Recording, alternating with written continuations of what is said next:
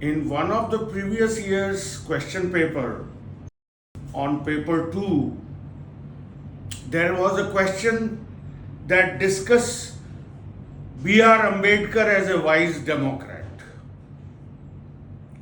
So we'll talk about this today. In fact, Professor Ramchandra Guha has described Ambedkar as a wise Democrat.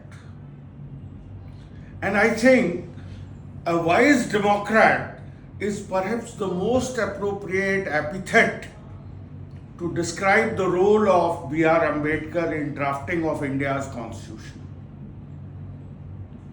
His entire political career bears testimony to his unstinted faith in liberal democracy.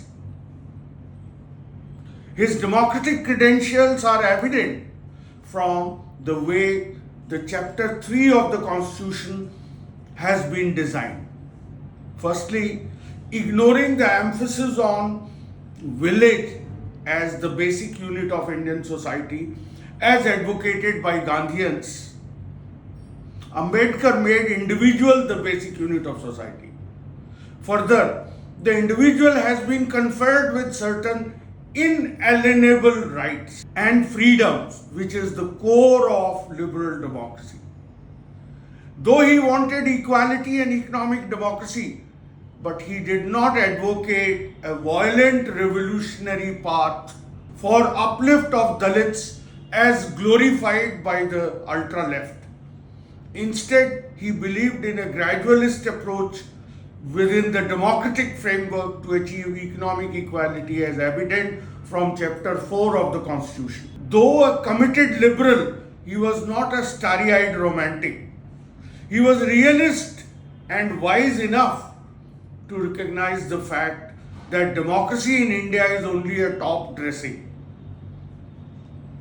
Indian society is basically undemocratic, and democracy promised by the Constitution can be very easily destroyed.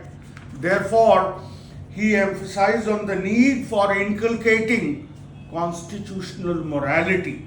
Especially, he cautioned against hero worship of politicians and emphasized on the need to preserve the democratic values of equality, liberty, and fraternity.